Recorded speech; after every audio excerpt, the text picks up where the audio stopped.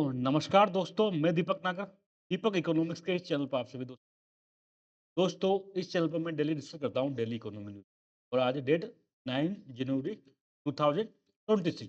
तो आज एक इम्पोर्टेंट न्यूज़ सामने आई है दोस्तों, न्यूज़ सामने आई रिगार्डिंग आरबीआई। बेसिकली आरबीआई और दिल्ली गवर्नमेंट के बीच एक एमओयू साइन हुआ है। अब इस एमओयू साइन होने के बाद 9 जनवरी आज से जो रिजर्व बैंक ऑफ इंडिया है, वो दिल्ली सरकार के लिए भी क्या काम करेगा, पब्लिक डेट मैनेजर का काम करेगा। आप लोगों ने ये सब सुना होगा। सबसे पहले न्यूज़ देखिए, Delhi government signs MoU, memorandum of understanding sign किया दिल्ली गवर्नमेंट ने किसके साथ? आरबीआई के साथ में, to manage borrowing and cash flow. इससे क्या होगा? इससे आरबीआई दिल्ली सरकार की जो बोरोइंग्स है और कैश फ्लो है उसको मैनेज करेगा। ये बोरोइंग क्या होती है तो हम आगे इसके बारे में डिटेल में डिस्कस करेंगे। आप सेकंड न्यूज़ देखिए, RBI to act as banker and debt manager for Delhi government from January 9 2026।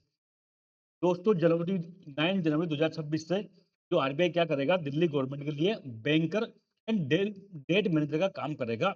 ऐसा एक मेमोरेंडम ऑफ अंडरस्टैंडिंग साइन हुआ है। ये आप फोटो देख सकते हैं दोस्तों, जो ये फोटो उसी दिन का है जिस दिन ये एमओयू साइन हुआ था। तो ये सब क्या मैटर है, इसके बारे में हम देखते हैं न्यूज। सबसे पहले तो मैंने आपको कई बार पढ़ाया, रिजर्व बैंक ऑफ इंडिया के कई काम होते हैं। करेंसी नोट प्रिंट करना, इश्यू करना, फॉरेक्स का कस्टडियन होता है और कई सारे काम होते हैं, बहुत सारे काम होते हैं। आरबीआई एक बहुत बड़ी संस्था है, वो तो आप सबको पता ही होगा। लेकिन दोस्तों आरबीआई का एक मेजर काम है पब्लिक डेट मैनेजर। जो सरकारी कर्जा है, स्टेट गवर्नमेंट का हो चाहे वो भारत सरकार का, उसको मैनेजमेंट का काम कौन करता है? उसको मैनेजमेंट का काम पब्लिक डेट मैनेजर के रूप में आरबीआई करता है। साथ में दोस्तों RBI government bank to government भी होता है, मतलब सरकार का बैंक भी करता है। जिस प्रकार से हमारा बैंक एसबीआई है, उसी प्रकार से गवर्नमेंट का बैंक कौन होता है? वो आरबीआई होता है, चाहे वो स्टेट गवर्नमेंट हो दोस्तों या केंद्र सरकार हो। लेकिन दोस्तों पब्लिक डेट मैनेजर का मतलब क्या है? इसके बारे में हम आज डिटेल में डिस्कस करते हैं। आप सबको पता है गवर्नमेंट गवर्नमेंट का आपने बजट तो हमेशा देखा सुना होगा। बजट में क्या होता है? कुछ इनकम होती है, कुछ इनकम होती है, कुछ एक्सपेंडिचर होता है, यही होता है। हर साल बजट आता है, आपने देखा होगा बजट में कुछ इनकम होती है, कुछ एक्सपेंडिचर होता है। लेकिन दोस्तों गवर्नमेंट का एक्सपेंडिचर हमेशा ज़्यादा होता है, खर्चा ज़्यादा, आमदनी अठन्नी, खर्चा रुपया होता है, वो हर बार सुना है। ये भी सुनते हैं हम कि सरकार ने घाटे का बजट पेश किया। तो एक तरह से ये क्या है, घाटा है। जो बीच का डिफरेंस है ना, जितना गवर्नमेंट खर्च कर रही है, तो उसको 100 रुपए खर्च कर रही है, 80 रुपए इनकम है, तो 20 रुपए कहाँ से आ रहा है? तो 20 रुपए गवर्नमेंट का डेफिसिट है। ये डेफिसिट को क्या कहते हैं? फिस्कल डेफिसिट कहते हैं। ये शब्द बहुत चर्चाओं में रहता है, आप सबको इसको समझने में दिक्कत आती होगी, लेकिन राजकोषीय घाटा कुछ नहीं है। एक बजट में इनकम और एक्सपेंडिचर में गवर्नमेंट में जितना डिफरेंस होता है, वही दोस्तों फिस्कल डेफिसिट होता है। अब ये राजकोषीय घाटा है, ये गवर्नमेंट ऑफ इंडिया का भी है, भारत सरकार का भी है और स्टेट गवर्नमेंट का भी होता है। स्टेट गवर्नमेंट का भी होता है। तो अब इसकी भरपाई कैसे करेंगे?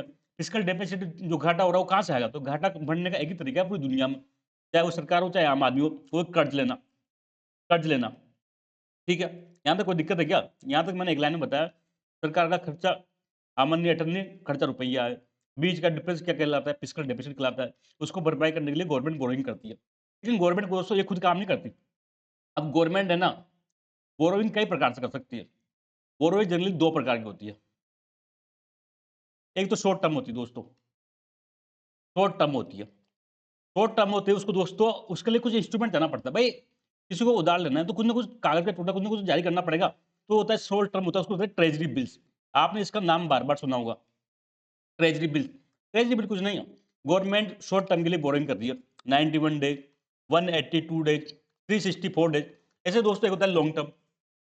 लॉन्ग टर्म, जब गवर्नमेंट 1 साल से ज़्यादा के लिए उधार ले, 1 साल, 2 साल, 5 साल, 20 साल, 50 साल, तो उसको कहते हैं दोस्तों बॉन्ड। या तो गवर्नमेंट बॉन्ड कहते हैं या डेटेड सिक्योरिटी कहते हैं। क्या कहते हैं? Dated securities. ये सब चीज़ों को कहते हैं गवर्नमेंट सिक्योरिटी। गवर्नमेंट सिक्योरिटीज़, जो ये बॉन्ड है, डेटेड सिक्योरिटी है या ट्रेजरी बिल्स है, सब क्या गवर्नमेंट सिक्योरिटी। गवर्नमेंट एक का एक कागज़ टोटल जारी कर रही है पैसे उधार लेने के लिए। दोस्तों जब यही काम लॉन्ग टर्म का स्टेट गवर्नमेंट करती है, तो उसको स्टेट डेवलपमेंट लोन्स कहते हैं। क्या कहते हैं? एसडीएल्स कहते हैं। समझो बात को, थोड़ा टेक्निकल है दोस्तों। गवर्नमेंट की आमदनी अठन्नी है, खर्चा रुपया, गवर्नमेंट का जो बीच का अंतर है वो कहलाता है फिस्कल डेफिसिट। वो फिस्कल डेफिसिट कहाँ से होगा? तो बोरोइंग करेंगे। बोरोइंग करने के लिए कुछ ना कुछ इंस्ट्रूमेंट बाजार में जारी करना पड़ेगा। ठीक है बात यहाँ तक। शॉर्ट टर्म के लिए जो जारी करता है उसको ट्रेजरी बिल।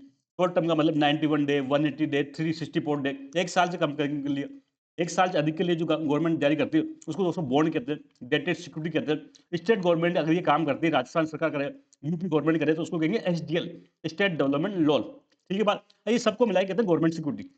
ठीक है, तो गवर्नमेंट को अब पैसा उधार लेना है, इसके लिए गवर्नमेंट क्या करेगी, गवर्नमेंट सिक्योरिटी प्रिंट करेगी। कैसे करेगी, सपोज करो ये लिख के दे देगी भाई ये 100 रुपए का गवर्नमेंट सिक्योरिटी है, इस पर मैं 7% ब्याज दूंगा, कितने टाइम के लिए, 2 साल के लिए। तो क्या होगा, ये जिसके पास होगी वो उसका मालिक हो जाएगा, 8 साल उसको 7% ब्याज मिलेगा, बहुत 2 साल बाद उसको 100 रुपए गवर्नमेंट वापस लौटा देगी। लेकिन दोस्तों गवर्नमेंट ये काम नहीं करते, अब गवर्नमेंट ये प्रिंट कर दिया लेकिन गवर्नमेंट इसको सेल बेच का काम नहीं करती। इसके लिए दोस्तों आरबीआई बना रखा है। आरबीआई क्या बना रखा है, आरबीआई कई सारे काम है, उसमें एक काम है पब्लिक डेट मैनेजर। क्या है, सार्वजनिक कर्ज जो सरकार कर्ज लेती है उसको मैनेजमेंट करने का। तो ये गवर्नमेंट सिक्योरिटी आरबीआई को देगी। अब आरबीआई इसको सेल करेगा, क्या करेगा, सेल करेगा। सेल के लिए कई सारे बैंक वगैरह होते हैं, बैंक से कर सकता है, इंश्योरेंस कंपनी खरीद सकती है, पेंशन कंपनी या आजकल तो रिटेल डायरेक्ट के तहत आम आदमी भी, रिटेल इन्वेस्टर कोई भी खरीद सकता है। जो इसको खरीदेगा पैसा आएगा आरबीआई के पास, आरबीआई इस पैसे को दे देगा गवर्नमेंट को। तो ये पूरा खेल चलता है दोस्तों गवर्नमेंट सिक्योरिटी का। आई होप आपको समझ में आया होगा। तो ये एक इंपॉर्टेंट काम है आरबीआई का, पब्लिक डेट मैनेजर का, गवर्नमेंट के लिए पैसा इकट्ठा करने का। ऐसे दोस्तों जब गवर्नमेंट पास वापस पैसा चुकाएगी तो वापस से क्या होगा, इनसे गवर्नमेंट सिक्योरिटी लेके वापस गवर्नमेंट को दे देगा। ये सब खेल चलता रहता है। ये सारा काम क्या कहलाता है, पब्लिक डेट मैनेजर का। तो दोस्तों अब तक आरबीआई एक्ट 1944 आप सबको पता है, आरबीआई को पावर कहां से मिलती है, आरबीआई एक्ट 1934 के तहत ये काम करता है। लेकिन अब तक ये भारत सरकार के लिए काम करता था, स्टेट के लिए काम करता था, लेकिन दिल्ली सरकार के लिए काम नहीं करता था। दिल्ली सरकार का क्या था, अब तक पब्लिक डेट मैनेजर ये था नहीं।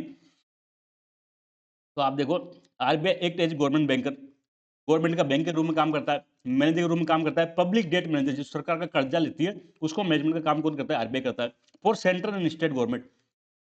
ठीक है, it is legally government, RBI क्यों बाउंडिंग है, आरबीआई एक्ट में लिख रहा है भाई ऐसा कि आरबीआई क्या करेगा, पब्लिक डेट मैनेजर काम करेगा, आरबीआई एक्ट 1934 में सब लिख रहा है। तो it is legally responsible for managing India public debt, Bharat सरकार का चाहे वो स्टेट गवर्नमेंट का हो, including issue government security issue करेगा, बॉन्ड ट्रेजरी बिल्स इशू करेगा, स्टेट डेवलपमेंट लोन करेगा, सर्विस देम गवर्नमेंट को चुकाएगी तो वापस सर्विस करेगा, मैनेजिंग कैश फ्लो, जो कैश फ्लो है गवर्नमेंट का, कभी कई बार सरप्लस में चल जाता है, कई बार डिफिसिट में चल जाता है।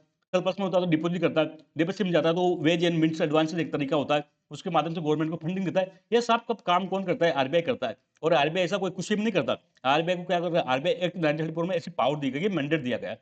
ठीक है, लेकिन अब तक दोस्तों but till RBI do not these function for Delhi government, RBI क्या करता था, दिल्ली सरकार के लिए काम नहीं करता था, बाकी जितने भी स्टेट्स हैं उन सबके लिए काम करता था। कहीं ना कहीं दिल्ली क्या थी, यूटी थी, हो सकता है यूनियन टेरिटरी पहले, उसके बाद स्टेट गवर्नमेंट बनी तो उसमें कम पावर थी, उस चक्कर में हो सकता है कि आरबीआई ये काम नहीं करता था। तो दिल्ली गवर्नमेंट के सामने बहुत सारी समस्या थी दोस्तों। दिल्ली गवर्नमेंट को अब जब जब उधार लेना हो तब इतना मुश्किल काम था, आरबीआई का काम बहुत आसान कर दिया करता था। और जब आरबीआई के माध्यम से लोन लेते थे या उधारी लेते थे तो वो उस पे इंटरेस्ट भी कम देना पड़ता था। लेकिन अब दिल्ली सरकार को ये काम खुद ही करना पड़ता था, और जनरली उसको मार्केट से पैसा देगा नहीं। तो नेशनल स्मॉल सेविंग फंड, आप जानते हो छोटी-छोटी बचत योजनाएँ होती है, वहाँ से जनरली आरबीआई दिल्ली सरकार पैसा उधार लेती थी, तो यहाँ पे इंटरेस्ट भी हाई होता है, इंटरेस्ट रेट भी क्या होता है, हाई होता है। तो कई सारी दिक्कत का सामना करना पड़ता था। तो फाइनली क्या किया, दोनों ने एक एमओयू साइन किया दोस्तों। दिल्ली गवर्नमेंट ने एक आरबीआई के साथ एक एमओयू साइन किया कि अब 9 जनवरी से आप हमारे लिए भी ये काम करो, पब्लिक डेट मैनेजर का।